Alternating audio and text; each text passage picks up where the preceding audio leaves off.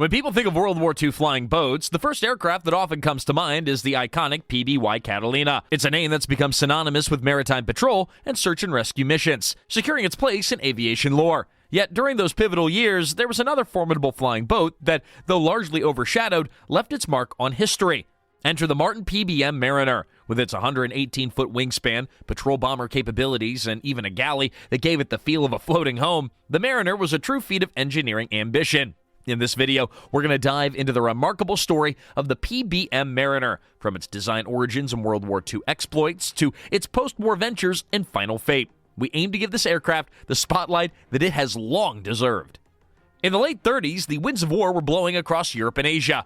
Countries across the globe were ramping up their aviation programs to prepare for a conflict that many felt was inevitable. The U.S., though not yet officially involved, recognized that modern warfare would hinge on controlling not only the skies, but also the seas. Seaplanes offered a compelling advantage in this regard. They could operate from remote waterways, avoiding the need for established runways, and thus could be stationed almost anywhere that there was enough open water to accommodate takeoffs and landings. The Glenn L. Martin Company, founded by aviation pioneer Glenn Luther Martin, had already demonstrated its prowess in aircraft design. Martin bombers had served with distinction in earlier conflicts, and the company had become a go-to contractor with the U.S. Navy whenever they sought innovative or specialized aircraft. When the Navy envisioned a larger, more heavily armed flying boat to complement the upcoming PBY Catalina, Martin answered the call. The aircraft Martin proposed was designated the PBM, the Patrol Bomber Martin, or nicknamed the Mariner. The name conjures images of oceanic adventure, fitting for a plane that would spend the bulk of its operational life over open water. At the time, the PBY was already underway and generating excitement. The Navy hoped that the new PBM would not only fill the same type of roles, but also offer enhancements in load-carrying capacity, range, and crew comfort. The strategic thinking was straightforward. If you can keep an aircraft airborne for long stretches of time, equipped with bombs, depth charges, or torpedoes, and if that plane could alight on water for rescue or reconnaissance, then you've got a formidable naval weapon. Add that to the dream of crew amenities, sleeping bunks, and a galley, ensuring that long missions could be endured with a modicum of comfort, and the PBM began to look like a serious step forward in the seaplane design world. Notably, the Martin team looked at contemporary design features from existing flying boats, both foreign and domestic, to ensure that the PBM integrated the best ideas available. The plan was to build a large, robust hull capable of handling open ocean landings in relatively rough water, as well as to incorporate strong wings designed to carry heavy bomb loads. The project gained traction quickly, fueled by the escalating tensions abroad. By the time America was on the brink of entering the war, the Mariner prototype was already taking shape, set to join the ranks of frontline U.S. naval aviation. Right from the start, the Martin PBM Mariner was a beast in terms of size and scope. With a wingspan measuring roughly 118 feet and a fuselage length hovering around 80 feet, the PBM was larger than many land-based bombers of its era. This impressive size was a direct result of its multifaceted mission profile: maritime patrol, bombing, reconnaissance, air-sea rescue, and even limited transport roles. The design had to accommodate everything from extensive fuel tanks for long flights to onboard sleeping quarters for crew comfort during those missions. The PBM employed a gull wing design, meaning that the wings were angled upward near the fuselage before flattening out toward the tips. This approach offered improved stability over rough seas and gave the plane a distinctive silhouette. Another key feature was its twin-tail arrangement, an elevated tailplane resting atop two vertical fins. This design was not purely aesthetic. It helped keep the tail surfaces clear of sea spray during water operations and allowed for some redundancy if one fin or rudder took some damage. Perhaps the most impressive aspect of its engineering was the incorporation of twin radial engines, originally the Wright R2600 Cyclone series, each generating around 1,600 to 1,700 horsepower. In later variants, these engines were upgraded for higher power ratings. The R2600 was a 14-cylinder twin-row radial known for reliability, but critics argued that, given the PBM's weight and large hull, more horsepower might have been preferable. This sentiment would echo throughout the PBM's operational history, as many pilots felt the aircraft was underpowered, especially during fully loaded takeoffs in choppy water. One of the PBM's standout innovations was its dual bomb base. Rather than a single central bay, each side of the hull had its own compartment for bombs, depth charges, or torpedoes, allowing for flexible mission loadouts. Structurally, this posed a bit of a challenge, as the hull had to remain sturdy enough to withstand the stress of open water operations while still providing the same space for ordnance. Engineers used flush riveting and other aerodynamic refinements to keep drag to a minimum, seeking to eke out as much speed and range as possible. Inside, Martin paid surprising attention to crew comfort. Long missions were an inevitability in maritime patrol duty. Hours could stretch into an entire day. The designers included bunks for crew rest areas, a dedicated radio and navigation station, and most famously, a galley. Being able to heat water or cook a basic meal was a big morale booster. In an era when most airmen considered themselves lucky to have a thermos of hot coffee, the idea of an actual kitchen in the sky was extraordinary. Jokes aside, calling the PBM a floating house might be only a slight exaggeration. It had the space, the bunks, the galley, and enough stowage to function as a miniature sea-based outpost. Though the PBM Mariner's concept was promising, its path to frontline service was anything but smooth. Its first production version, dubbed the PBM-1, appeared in 1940. The U.S. had not yet entered the war, but the Navy was scrambling to modernize in case the conflict overseas spilled onto American shores. Early flight tests revealed the PBM-1 was plagued by some of the usual teething problems that are faced by large novel designs: fuel leaks, engine cooling issues, and difficulties handling the plane in rough water. Equally concerning was the question of structural integrity. Could the hull and wing spars truly handle the pounding that they would receive in operational service? Well, despite these concerns, the Navy was desperate for maritime patrol aircraft. The PBM offered too many advantages to dismiss, so Martin continued refining the design. By the time the U.S. officially entered World War II after Pearl Harbor, dozens of PBM-1s were already on the production line, and a new variant called the PBM-3 was being rushed to completion. The PBM-3C, in particular, was optimized for anti-submarine warfare. With better radar, upgraded avionics, and improved defensive armament, these changes address some of the reliability issues. But the PBM still had a ways to go before fully meeting the Navy's expectations. Another challenge lay in the inherent complexity of a large flying boat. Maintaining a PBM in frontline conditions was really no small feat. Seaplane bases were often in remote locations with limited repair facilities. Mechanics had to contend with corrosion from salt water, the difficulty of hoisting an aircraft of this size onto a dry dock or ramp, and the specialized parts that the PBM required. Stories abound of ground crews concocting on-the-spot fixes with whatever they could scavenge, from patching minor hull leaks with epoxy to jury-rigging engine components when official spares were unavailable. Over time, the PBM developed a bit of a reputation as a plane that needed tender, loving care to stay airworthy. Pilots and crews got used to that reality, taking extra precautions to inspect for leaks or mechanical glitches before heading out on a sortie that might last the better part of the day. As vital as the PBM's Atlantic service was, the aircraft also found itself on the opposite side of the globe, supporting operations in the vast Pacific theater. Here, the distances involved were even more daunting, and the seas could be just as unforgiving. The U.S. island-hopping campaign required versatile aircraft that were capable of flying from scattered bases, many of which lacked developed runways. In this environment, the PBM's ability to land on water was a game-changer. Seaplane tenders could set up shop near an atoll or island chain, creating an impromptu base for which mariners could operate. In addition to routine patrol duties, PBMs performed search and rescue missions, plucking down airmen from the ocean. Crews often operated at night, earning the PBM the nickname Nightmare. While somewhat tongue-in-cheek, this nickname also reflected the stresses of flying an underpowered large seaplane into darkness across the endless Pacific. Pilots sometimes struggled to distinguish horizon from sky, faced unexpected weather fronts, and worried about the mechanical demands of long patrols. If anything went seriously wrong, like an engine failure or a massive storm, finding a safe haven in the ocean at night was fraught with peril. Nonetheless, the PBM contributed significantly to anti-submarine efforts and maritime interdiction against Japanese shipping. Its bomb bays and nose turret gave it a respectable offensive punch, while tail and dorsal turrets, each bristling with 50 caliber machine guns, added some defensive muscle.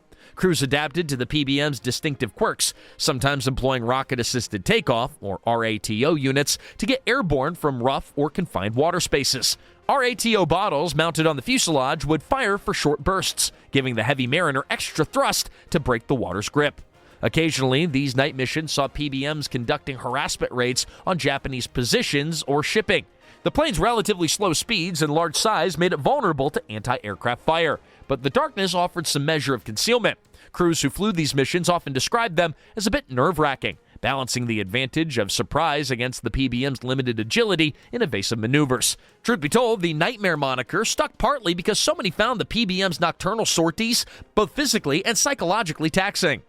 No retrospective on the Mariner would be honest without acknowledging its sometimes troubling accident record. Its large hull, while sturdy in theory, occasionally revealed design or manufacturing flaws under the grueling conditions of wartime service. Multiple reports emerged of hulls cracking during rough water landings or high-speed takeoffs. Now, while such incidents were not universal, they did contribute to the perception that the PBM needed to be handled with extra care.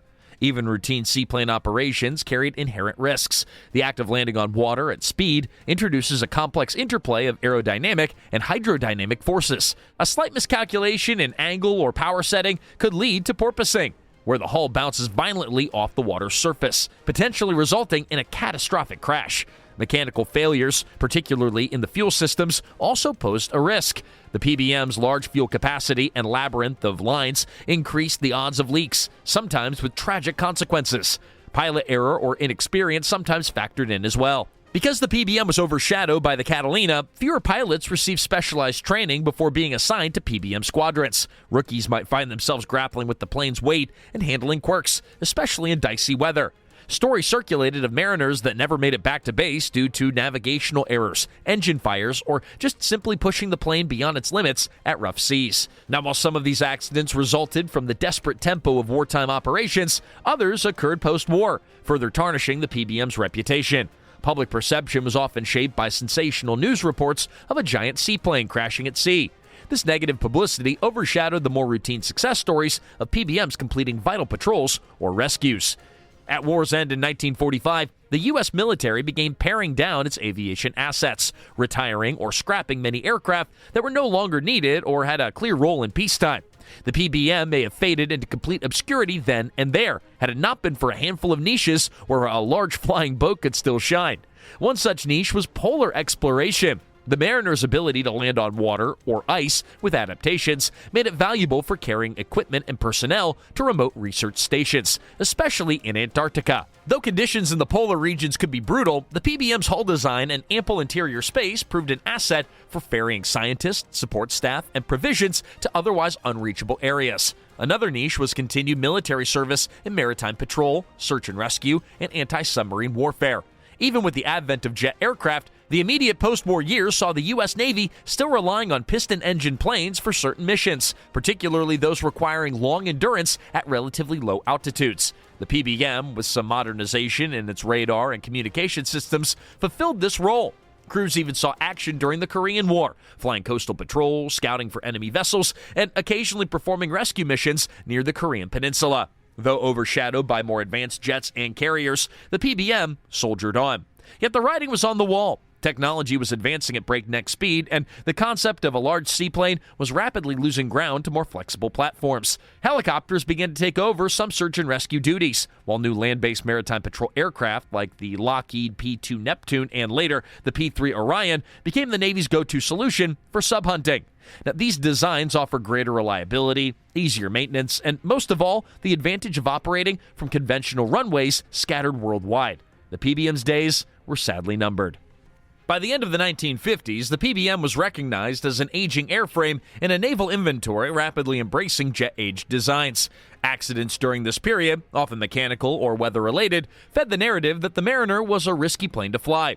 Some news stories painted a dire picture of a Mariner as a perilous relic, unfit for modern aviation. Even within the Navy, support for continuing PBM operations waned as maintenance costs rose and spares became harder to procure. Eventually, the Navy made the decision to retire the PBM fleet in favor of more advanced and cost-effective platforms. Most of the PBMs in storage were scrapped, while a few lucked out in private hands or foreign militaries for a brief second life. But these numbers were small. In a stark example of how ephemeral wartime technology could be, hundreds of Mariners once rolled off the production lines, yet today only a single airframe remains on public display. The series of unfortunate accidents, some of which even in peacetime, further diminished the Mariner's public standing, giving the aircraft an undeserved reputation as a bit of a failure. Still, among those who have flown or worked on the PBM, the overachieving sentiment was that it was a capable, if demanding, machine. It had contributed to Allied victory in World War II, it helped shape anti-submarine warfare strategies, and rescue countless downed airmen. The PBM's eventual retirement was less an indictment of its abilities and more a natural consequence of aviation's rapid evolution in the post-war era. the PBM Mariner inevitably invites comparisons to the PBY Catalina, if only because both were large seaplanes serving the same Navy in the same war. The Catalina arrived earlier, was produced in greater numbers, over 3,000 built compared to the PBM's roughly 1,300, and excelled in roles like night bombing, like the famous Black Cat squadrons. They also did convoy protection and rescue missions. Its reputation for simplicity, reliability, and ease of maintenance earned it an exalted place in aviation history. By contrast, the PBM was a larger, more advanced design on paper, offering greater bomb carrying capacity, more interior volume, and better speeds in later variants. The dual bomb bays provided operational flexibility that the PBY lacked. The presence of actual bunks and a galley set it apart in crew comfort. Yet these very benefits made the PBM more complex and, in some respects, less user-friendly. Crew training was more intense, maintenance required specialized parts, and the plane could be unforgiving to novices. Public memory tends to idolize the Catalina for its heroic feats across the globe, dramatic rescues at sea, vital supply runs to beleaguered outposts, and its near-legendary resilience to damage. The PBM, on the other hand, is often overlooked, partly because its achievements are overshadowed by the simpler, more prolific PBY. Yet for those in the know, veterans, historians, and aviation buffs, the PBM stands as a formidable flying boat whose achievements deserve a bigger share of the limelight. One of the most intriguing chapters in the PBM story is its post-war service in polar exploration. Several mariners were adapted for cold weather operations, venturing into Antarctic waters for scientific expeditions. Though not as iconic in these missions as specialized polar aircraft or icebreakers, the PBM proved that a seaplane could offer real unity in uncharted frozen regions. They could land on open leads of water, deliver supplies to isolated camps, or just scout paths for icebound ships. Operating in sub-zero temperatures introduced new technical challenges. Radial engines had to be preheated, metal surfaces risked becoming brittle, and navigation was complicated by magnetic interference near the poles. Crews sometimes improvised heating methods using portable stoves or electric heaters to keep instruments functional. The PBM's hull performed better than some might expect under these frigid conditions, thanks in part to robust construction and the absence of the typical landing gear mechanics that could freeze or jam. Still, every foray into these polar landscapes was a gamble, made possible by the PBM's strong hull and internal space for gear. Aside from polar ventures, some PBMs found civil or quasi-civil roles in the immediate post-war period. They might ferry cargo, medical supplies, or passengers to locations lacking decent airstrips. There are even accounts of PBMs being privately owned, although the logistical and financial burden of maintaining such a large aircraft meant that these stories were rare. By the 1960s, the dream of the large commercial or survey seaplane was largely fading, supplanted by more advanced land-based transports and the burgeoning helicopter industry.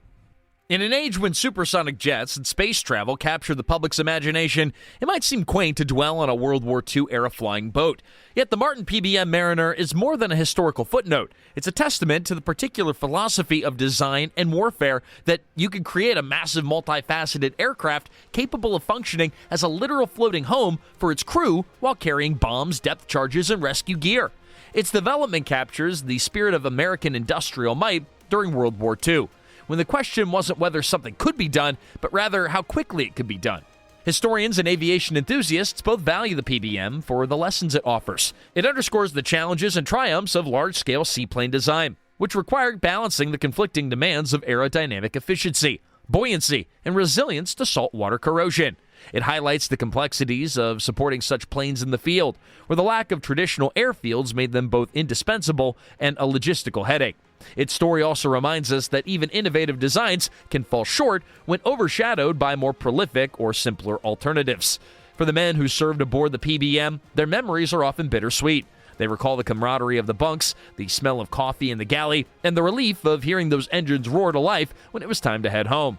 They also remember the frustration of mechanical breakdowns, the nail-biting landings in rough seas, and the tragedies when things went terribly wrong. In their eyes, the PBM was not just an airplane, it was a living, breathing entity capable of heroic feats and plagued by those stubborn quirks. The Martin PBM Mariner's story is one of grand ambition meeting the harsh realities of global warfare and evolving technology. It was a plane that promised much: long-range capability, strong offensive weaponry, relative crew comfort, and in many respects, it delivered. From its role in hunting U-boats in the Atlantic to rescuing downed flyers in the Pacific, from braving polar extremes to offering essential logistics in conflict zones, the PBM service record is as broad as the oceans it traversed. Yet its legacy has been muted, overshadowed by aircraft that were built in greater numbers or had simpler, more user-friendly designs. The Nightmare nickname highlights the stress of operating such a large, underpowered seaplane, but it also celebrates the grit and determination of the crews who made it work. The Mariner's relative scarcity today, just one survivor, cements its status as a historical treasure that deserves more than a mere footnote in aviation annals. We hope that you found this video helpful and enjoyed this deep dive into the Martin PBM Mariner, the flying boat that boasted a kitchen, an 118-foot wingspan, and a history that spans the Atlantic, Pacific, and beyond. Jokes aside, the Mariner was a remarkable achievement of engineering and teamwork. Although never as famous as the PBY Catalina, its contributions to Allied success in World War II and its subsequent roles in polar exploration and the early Cold War, it all speaks volumes. And if you're as fascinated by stories of classic aircraft as we are, don't forget to subscribe to our channel for more features on aviation legends. Thanks for watching, and we'll catch you next time.